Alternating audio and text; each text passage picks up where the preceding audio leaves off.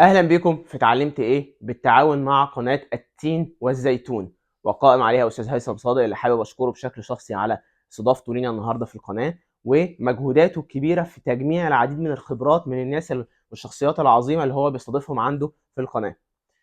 أنا النهاردة جاي أتكلم مع حضراتكم عن إزاي ألاقي غاية أو هدف أو رسالة في شغلي وما بقاش من الآخر كوربريت سليف أو واحد بياخد فلوسه في آخر الشهر وخلاص ومش فارق حاجة معاه تانية، لكن إزاي أعرف ألاقي جوه شغلي حاجة أحس إن هي ليها لازمة بالنسبة لي، لأن الموضوع ممكن يختلف من شخص للتاني. أنا اسمي محمد علي، بقالي 15 سنة شغال ما بين مجال التسويق والمبيعات، خريج علوم سياسية،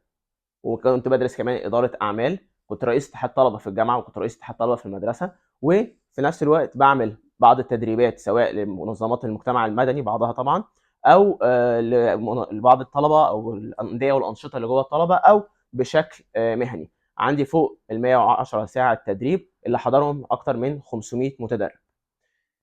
الرابطه اللي انا بقولها لكم او الحاجات اللي انا بقولها لكم ايه علاقتها طيب بموضوع الكوربريت سليف والغايه والهدف والرساله والكلام الكبير ده؟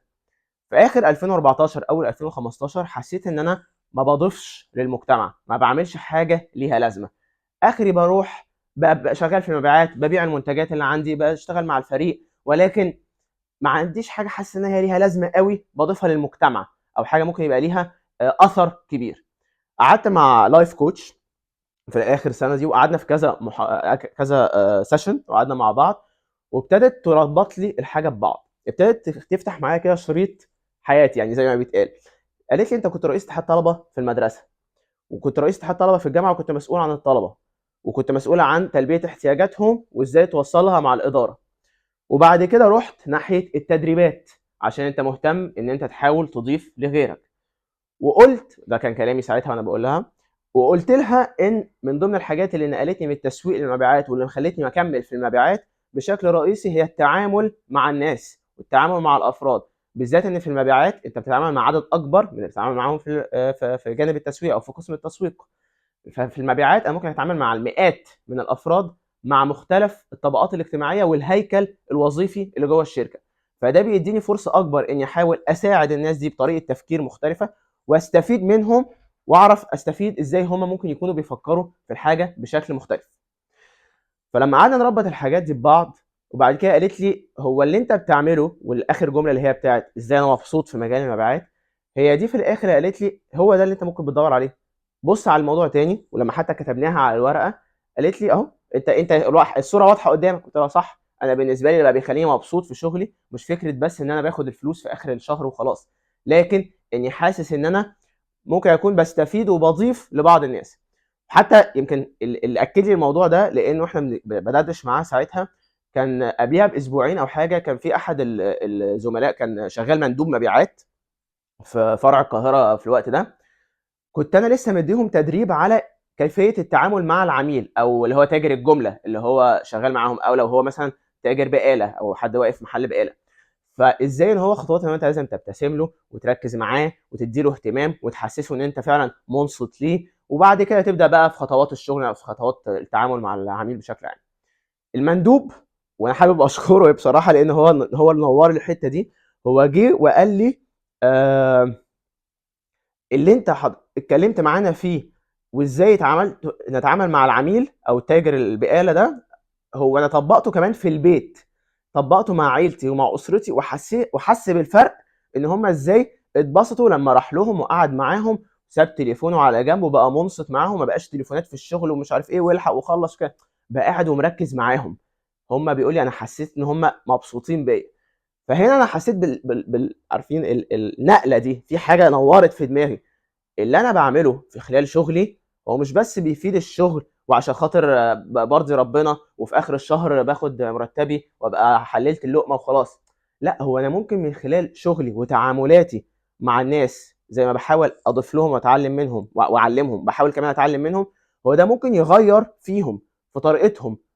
مش بس في الشغل لكن في دايرتهم، في وسط اهلهم، في وسط اصحابهم، في وسط زمايلهم المختلفين. ومن هنا ابتديت ابص على الشغل بطريقه مختلفه، ما بقتش بصحى الصبح وانا رايح الشغل عشان بس خاطر انا رايح علشان خاطر عندي هدف مبيعات لازم ابيعه وتقرير معين لازم ابعته وعشان مستني مرتب اخر الشهر وخلاص.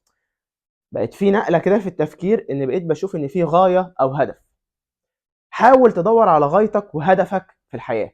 وحاول تربطهم بشغلك. وفعلا دي اكتر حاجه ممكن تخليك بتحب الشغل وبتلاقي ان في حاجه. في ناس طبعا لو هم شغالين في حاجات زي التعليم او التربيه، فده حاجه لوحدها اساسا فيها هدف وغايه كبيره. لو في ناس شغاله في الاغاثه، او شغاله في المستشفيات وفي الطب، لو في ناس شغاله في منظمات العمل المدني وتنميه المجتمع وتطويره،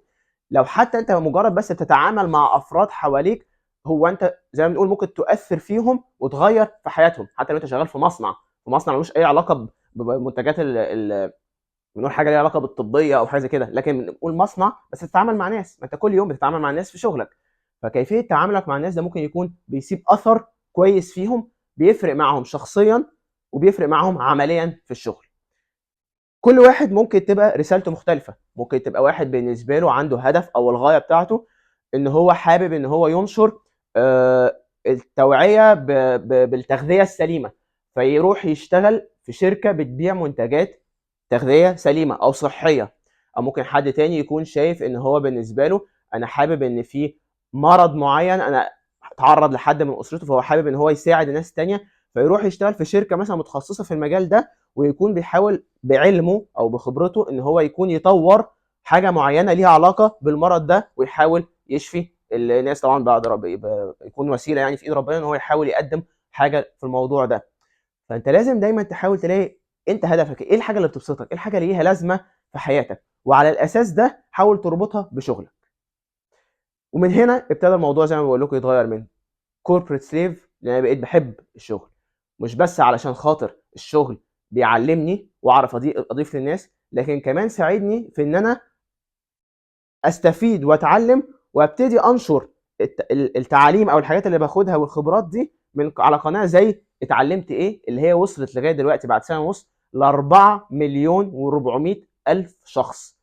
شافوا اي حاجه ليها علاقه باتعلمت ايه، سواء من ال 51 مقاله اللي احنا كاتبينهم، سواء من مئات المنشورات او عشرات الفيديوهات اللي احنا حاطينهم على الصفحات بتوعنا. فمن هنا ابتدى الواحد يحس ان في حاجه ممكن خلال الشغل بيتعلمها وبيستفيد منها، يعرف ينشرها ويوصل لعدد اكبر. فعشان كده بالنسبه لي الشغل ما بقاش انا شغال في شركه مستني بس اقضي اخر الشهر وخلاص، ولكن بقى بالنسبه لي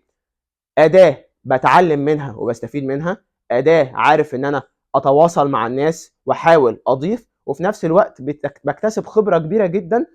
من المواقف اللي بقابلها غير الكتب او غير القرايه او غير الفيديوهات اللي ممكن الواحد يشوفها، لكن بكتسب خبره عمليه بحاول اوصلها للناس من خلال